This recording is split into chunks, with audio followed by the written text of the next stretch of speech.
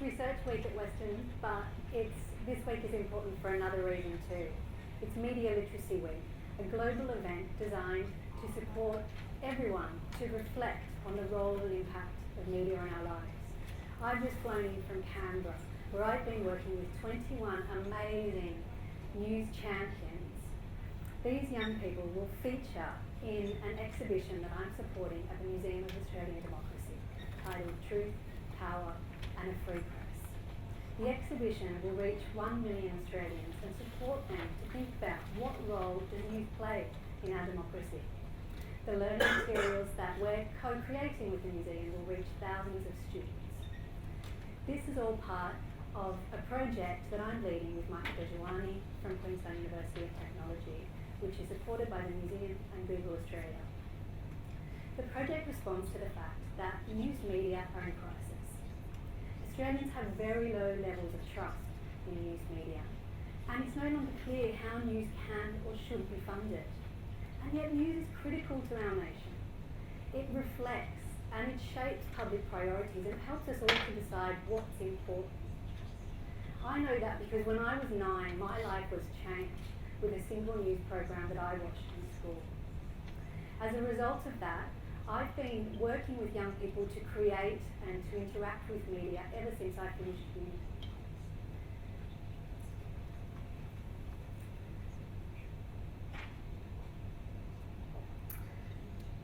The reason I got into studying young people and news, though, happened just a few years ago. You might remember.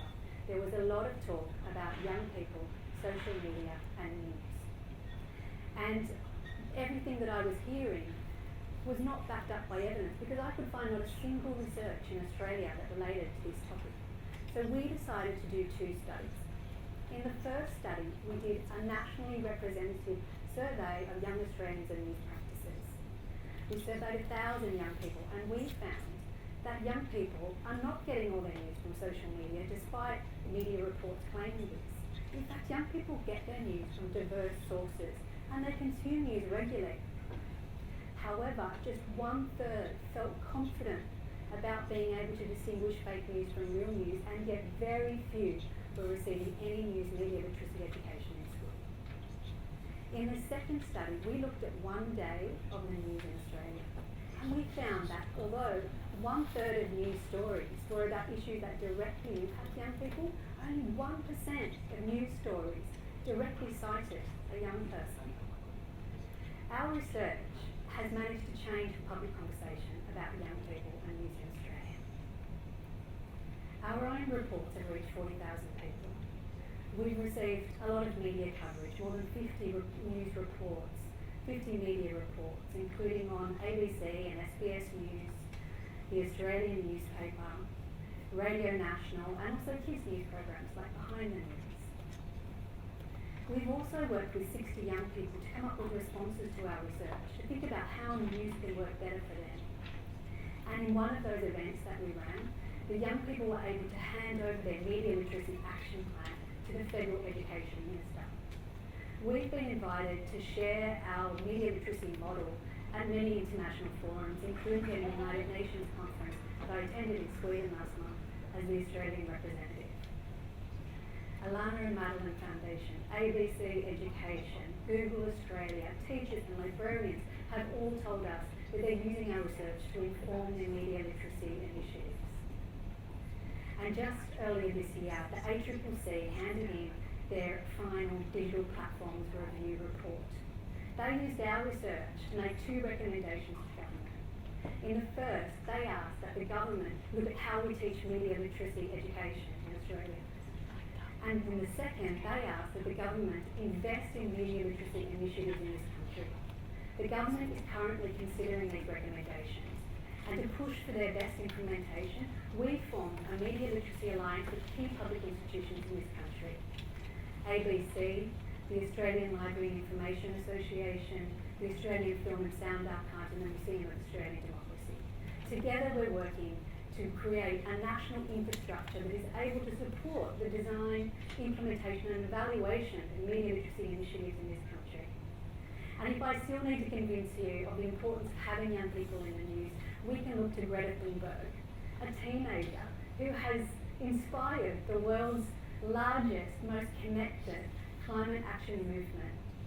Greta is an exception, but her story, her success started with one news story in Sweden. What if we would support more young Australians to be in the news, to talk about the issues that affect them and that are important for all of us? And what if we were able to support young people to be at the front, to be leading, to be part of discussions about the future of news in this country? That's what our project is working toward. Thank you.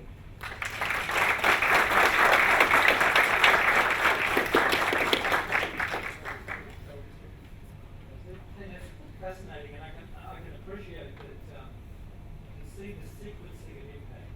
Get recommendations from government about news media literacy, see more news media literacy taught in schools, see it evaluated, and see young people better able to detect fake news.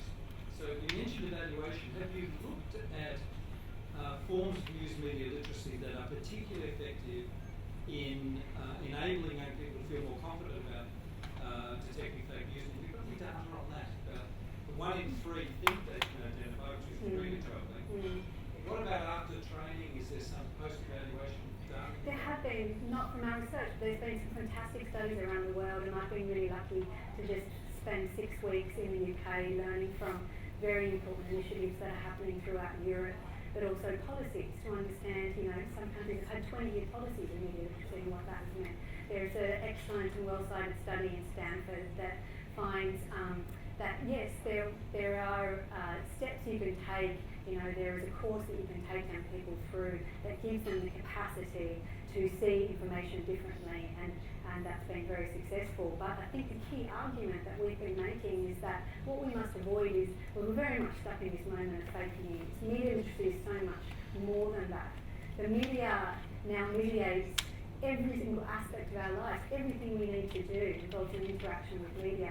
So we mustn't get stuck in a checklist of just sorting out fake news. We have to see news media literacy as a broader part of media literacy, which is why we're arguing we must work with the public institutions who've been doing this for decades. Yes, Mark.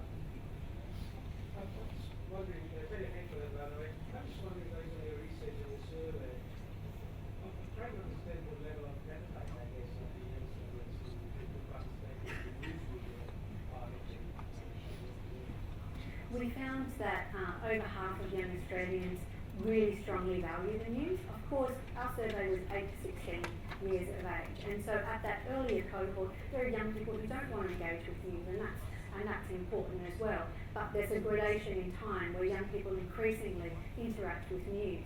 One of the arguments we have is, well, there's behind the news, there's kids' news programs, but the argument we make is that young people, in our survey, 2/3 of young people said that they don't feel that the news media have any idea what their lives are like. And I think that we need young people in the news, not just for their benefit, but for us. We need to understand how issues are affecting them and how they see them, which is why I use the example of Greta Thunberg to show the power of that. Okay, thank you very Thank much. you. Okay.